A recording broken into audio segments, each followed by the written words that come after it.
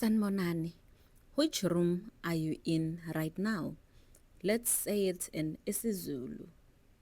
In isiZulu, we ask, kuliphi igumbi? And that means which room? A room is called igumbi. Zulu names describe what the room is used for. Kitchen is igumbi lokupheka, and ukupheka is to cook.